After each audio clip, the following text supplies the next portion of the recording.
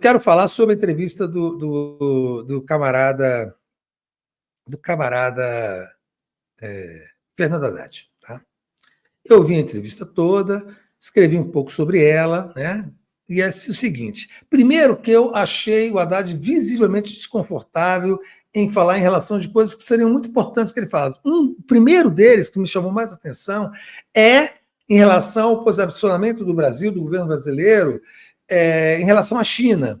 Porque eles batem nessa tecla de que é possível, no meio dessa guerra comercial, no meio dessa polarização entre Estados Unidos e China, ficar em cima do muro. É uma posição tucana, assim, anacrônica, obsoleta. É óbvio que o Brasil vai ter que tomar uma posição. Então, ele preconiza que o Brasil não tome nenhuma posição. Foi aí que ele utilizou, inclusive, essa imagem, Thalita, essa coisa de que, reparem bem, o presidente está lá na Rússia e eu nos Estados Unidos, como é que um bom entendedor, né, um bom analista vai entender essa posição? Eu acho o seguinte, que é uma posição infantil. Mais do que infantil, uma posição de que imagina que todos nós, sem exceção, sejamos idiotas. Então, essa ideia de que o Brasil vai tirar o melhor dos Estados Unidos e o melhor da China, você já pensou? No meio de uma guerra, ou a gente vai ter que optar entre nossa posição comercial e também política sobre a China e sobre os Estados Unidos. Não vai dar para viver entre esses dois mundos fingindo que a gente vai tirar o melhor de dois alecrins dourados. É uma bobagem, tá? Ele também, assim, achei muito frágil a discussão. Foi perguntado também de uma maneira muito confusa pelos repórteres do projeto do governo sobre a isenção de imposto de renda para quem ganha até 5 mil, o desconto para quem ganha até 7 mil e a taxação lá de 10% dos super ricos. Sabe, se isso ele não consegue explicar com clareza, imagina o resto, porque isso é uma coisa do Ministério da Fazenda, foi anunciado por ele, né? É um trunfo do governo para tentar melhorar a popularidade, mas o cara não consegue. Por quê? Porque eles colocaram, apoiaram a relatoria desse projeto na Câmara na mão do Arthur Lira, o deputado Arthur Lira, né? Aquele delinquente, ele é o relator desse projeto. Então, assim, é óbvio que tem uma negociação ruim em torno disso aí. É óbvio que isso, de certa forma, tem todo o potencial de ser sabotado. E quando perguntado sobre a relação com o Arthur Lira, né, ele diz que o Arthur Lira é um negociador duro, mas que cumpre a sua palavra. Sabe essa coisa, esse clichê totalmente sem sentido, segundo ele, diante de dados inquestionáveis, o Arthur Lira cede. Claro, estamos vendo aí o processo contra o Glauber Braga, né? Diante de dados inquestionáveis, ele cede. Claro que não. A história do Arthur Lira é uma história de delinquência, de orçamento secreto, de sabotagem do governo Lula, de criminalização da esquerda, de bolsonarismo. Aí vem essa história quando faz acordo, ele cumpre. Esses caras estão esperando um momento para abrir o processo de impeachment contra o Lula, hein? Eles estão esperando uma brecha de fraqueza institucional, de fraqueza política, de baixa popularidade do governo, para iniciar um processo de impeachment. Aí vocês vão ver se o Arthur Lira é um santo que cumpre os seus acordos, tá? Achei de uma ingenuidade isso, para não usar uma palavra pior, sabe? Uma coisa sem coisa. A mesma coisa, viu, Thalita? A discussão sobre INSS. Né? A repórter perguntou para ele quem vai ressarcir. Aí ele começou aquela coisa escapista, né? Desejo firmemente que os responsáveis sejam punidos. Ora, quem não deseja, gente? E que não sabem exatamente ainda o valor da frase. Quer dizer, a repórter não perguntou nada disso, ela perguntou quem vai ressarcir, né? O prejuízo dos aposentados e pensionistas. Ele não responde. E quando ele estava para responder, ou pelo menos fingir que era, o outro repórter entrou no meio, embolou e perguntou outra coisa. E aí eles esqueceram a pergunta e o Haddad malandramente não tocou mais no assunto. E aí começou a fazer uma comparação um pouco estapafúrdia sobre como foi a história, né, quando ele era prefeito de São Paulo, de como ele desvendou uma egotrip, sabe, desvendou a máfia do ISS, que ele criou a Controladoria Geral do município, que ele fez isso, que ele fez aquilo, uma egotrip daquelas bem bem sem sentido, e terminou o assunto e não tocou em quem vai pagar os aposentados. Sabe por quê? Porque ele já disse que não será o governo. Ele já colocou nos espaços em que eles mandam, na mídia progressista, na mídia tradicional, na boca de terceirizados, de que não, que o governo vai exigir que os aposentados e acionistas digam se foram descontados ou não, e quem vão dimensionar esse valor e cobrar das entidades, gente. As entidades vão pagar os aposentados quando? No ano 3000. 3000, né? Né? Porque em relação a essa coisa dessa obsessão fiscalista, de corte de gastos, de ajuste fiscal, ele diz que para o futuro vai continuar perseguindo as regras do arcabouço fiscal. Então não cabe tirar 6 bilhões do orçamento para pagar as pessoas que foram lesadas num esquema que durou 2 anos e meio no governo Lula. Não adianta você criar uma hashtag Lula salvou o INSS e se comportar na vida real dessa forma. A meu ver, não faz nenhum sentido. Senão a gente fica só na propaganda e não na ação política, né? Da mesma coisa, ele disse que perguntaram, por exemplo, sobre juros. Aí ele falou: os juros são altíssimos, mas o BC, o novo Banco Central, está sob nova gestão e essa passagem não foi simples. Quer dizer, assim, é acaciano, é superficial, é enrolação. E os repórteres, um batendo cabeça com o outro, um pulando em cima do outro, perguntando coisas, atrapalhando a resposta do Haddad, ele percebendo e sumindo, aproveitando para escapar. Uma coisa totalmente lamentável. Sobre a escala 6x1, inclusive, tem um trecho que eu separei aqui, que eu pedi para a Thalita passar para a gente, para vocês terem uma ideia da noção como é que foi a coisa. Thalita, só uma coisa. Eu esqueci de perguntar, pode passar isso? É o UOL, né? Pode, né? Então, pronto. Nós temos, o presidente Lula falou no 1º de maio da escala 6x1. Olha, o governo quer olhar para isso com atenção. Você está com uma agenda, fazer uma reforma tributária, agora a reforma da renda.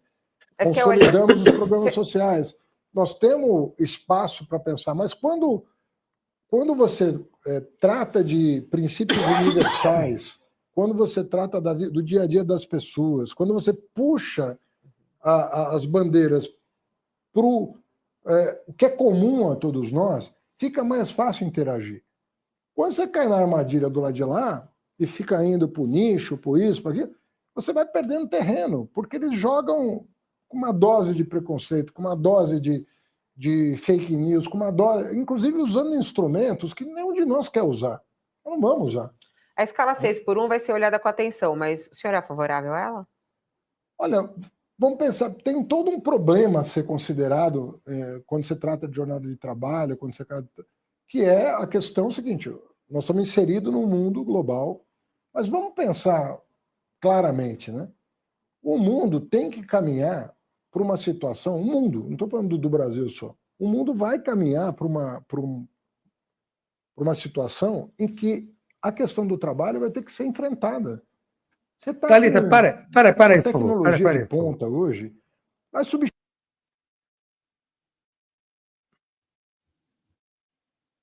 Olha só, não tira ele do ar, não. Olha só. A repórter perguntou: você é contra ou a favor? Você é a favor do 6x1? O sujeito fez assim: a gente tem que pensar a relação universal. Sabe, é a hora que um repórter para ele fala assim: mas, ministro, deixa eu lhe perguntar uma coisa. Não foi nada disso que eu lhe perguntei. Eu quero saber o seguinte: você, ministro Fernando Haddad, é a favor da escala 6x1? Sim ou não? Só que ele termina esse lero-lero, né? Esse rolando lero, ele termina isso 1000 frases sem nenhum sentido, uma declaração ininteligível, uma maluquice completa. Sabe, uma enrolação absurda, desrespeitosa com os repórteres. E no final ele termina, eles partem para outra pergunta, Thalita. Eu falo assim, podia falar brincando. Vai lá, vamos passa o resto aí. Substituir muito o trabalho. Vai aumentar muito a produtividade. Inteligência artificial, você está falando? Hã? É inteligência artificial.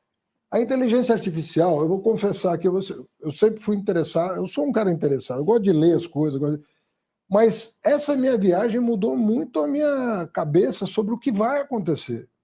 Dá um A exemplo. viagem nos Porque Estados Unidos. assim, quando você fala em inteligência artificial para um leigo, né, uma pessoa que não é engenheiro da computação, Ele não dá o exemplo, tá? você fala é um supercomputador, é um computador mais rápido, é um computador maior.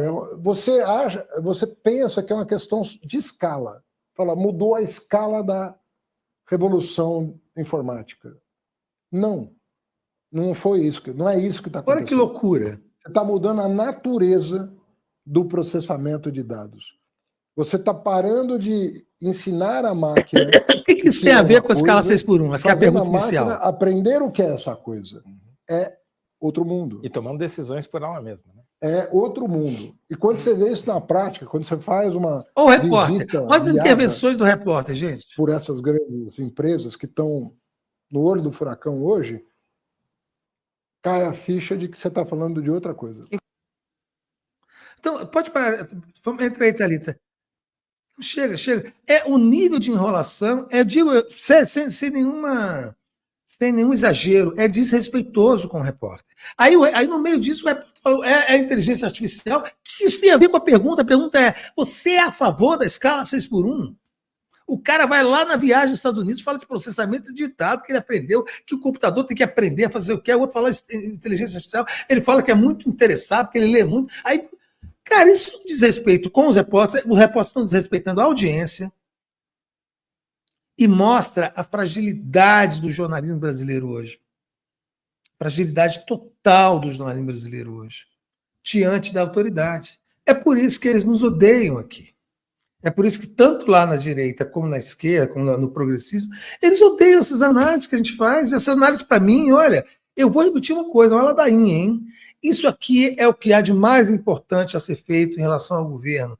Se fosse o presidente Lula, via diariamente o Farol Brasil. Pode ficar irritado, incomodado. Eu, se estou na assessoria do presidente Lula, falo só, veja aí, vê o Manhã Brasil, vê o Noite Brasil. Veja se as críticas têm fundamento, veja se elas podem ajudar a mudar alguma coisa, né? A tomar posições melhores, ou pelo menos a inserir a crítica na rotina. Mas não, cara.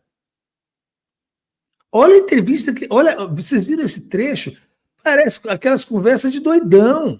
Conversa de doidão. Que pergunta uma coisa, o cara fala outra, você fala outra e tal, e vai ter 3 horas da manhã, e vocês estão ali, os dois doidões pra caralho, falando coisas sem nexo um com o outro, porque tá todo mundo doido.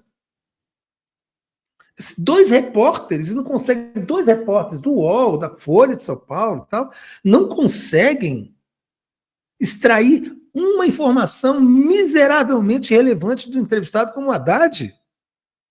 O cara, você pergunta para ele, vem cá, você é a favor ou contra as escalas 6x1? Essa é uma resposta muito importante. Muito importante. Só que ele não pode dar essa resposta. Porque, obviamente, ele é contra. E aí ele vai enrolando, e aí você tem que parar o entrevistado e não dar corda para ele. Você para, não, ministro, desculpa. É porque não foi isso que eu perguntei. Né? Eu quero saber se você é contra ou a favor. Porque aí o cara tem que reordenar a narrativa dele. E aí ele não tem como fugir. Ou então ele vai cair no abismo. Vai dizer, olha, não sou contra nem a favor. Pô, fudeu, né? Fudeu. Aí ele fala assim, essa viagem aos Estados Unidos mudou muito a minha cabeça. Aí o cara fala, me dá um exemplo. Ele ignora a pergunta. A segunda pergunta ele ignora também. Porque não tem exemplo nenhum, cacete. Qual que é o exemplo? Ele foi lá dizer para os americanos, para os estadunidenses, que ele vai entregar o Brasil para as Big Techs, que elas podem vir, que não vai ser cobrado imposto delas, e que elas vão manipular os dados, o acesso a dados de toda a sociedade brasileira, do governo, e vão ter informação sobre tudo. E que vai ter investimento de 2 trilhões. Como é que numa entrevista como essa, o cara pergunta, cara, você disse que vai ter investimento de 2 trilhões, como é que pode ter um investimento de Big Tech maior do que o PIB brasileiro? De onde vem esse dinheiro? Que loucura é essa? Mas não perguntam. Eu fico agoniado. Eu parei de ver aquela Roda Viva porque acho que vou ter um infarto. O cara fala uma loucura, o repórter, em vez de redarguir, em vez de fazer uma réplica, não, ele parte para outra pergunta. Que pariu, viu? Cansaço do cacete. Então, é nesses termos que a gente está viajando. É nessa loucura que a gente está vivendo. Tá? Então, essa entrevista do Haddad, eu acho que quem não viu deveria ver para poder entender o que está se passando, qual é a estratégia de comunicação do governo real, e principalmente do Haddad. Qual é a estratégia? É de não explicar nada. Nada. Nada. É de enrolar de uma maneira desrespeitosa. É de não tomar nenhuma posição, porque só há uma única estratégia no governo Lula, do ponto de vista econômico, é sustentar e potencializar cada vez mais esse tal de arcabouço fiscal, que é um teto de gastos. Nós mostramos aqui na sexta-feira o vídeo do Lula indignado: o Brasil não precisa ter teto de gasto. Cara, é uma loucura, na verdade. Então, ele só toma conta do teto de gastos, vai fazer o que for necessário para manter o teto de gastos, para manter o arcabouço fiscal, nem que morra todo mundo de fome. E que o Banco Central, que está fazendo exatamente a mesma coisa que fazia no governo Bolsonaro, aumentando as taxas de juros e dessa forma contraindo o crédito, né, metendo grana na mão de banqueiro, a mesma coisa há 4 meses. Então, o primeiro aumento de juros é porque foi uma armadilha deixada pelo canalha do Roberto Campos Neto. A segunda vez é porque essa armadilha estava perpetuada para duas decisões. A terceira é porque o guidance do Banco Central indicava que era necessário fazer isso para controlar a inflação. É tudo cascata. É tudo cascata, cara. É a política do governo. Não tem problema que seja a política do governo, mas é preciso que diga que é a política do governo, cara. E aí a gente opta se vai aceitar ou não, se vai se rebelar ou não, se vai votar ou não. É preciso que se diga a verdade. A gente vai viver nessas sombras até quando? E aí não pode falar mal porque vai voltar o bolsonarismo, porque vai voltar a extrema-direita, com a mesmíssima perspectiva econômica. Eu voto para ter mudanças dentro do que eu imagino que seja um mundo melhor. Se eu ficar votando só para evitar o fantasma do bolsonarismo, eu vou estar me igualando a essas loucas, essas senhoras com merda na cabeça que participam desses eventos bolsonaristas, que não votam no Lula para evitar que o comunismo volte. É a mesma coisa. Ela vota no Bolsonaro, não é porque ela gosta do Bolsonaro, porque não entende porra nenhuma, nem de política econômica, nada, mas é porque ela teme que, se não votar no Bolsonaro, o comunismo volte. A gente é a mesma coisa, sinal trocado. Vota no Lula, porque senão o Bolsonaro vai voltar. Não pode ser esse o nosso ritmo mental da política eleitoral no Brasil. Tem essa variável, é óbvio que tem essa variável, mas ela não pode ser única. Eu quero votar no Lula porque eu quero a reestatização da Eletrobras, porque eu quero a reforma agrária. E quando você aumenta os juros, quando você potencializa o poder do agronegócio, por exemplo, o valor das terras no Brasil fica muito alto. Aí o INCRA tem dinheiro para comprar terra, tem um orçamento para compra de terra, mas não tem como comprar porque a terra está muito cara. E o governo não intervém nisso, pelo contrário, dá mais cancha para isso. Não está certo.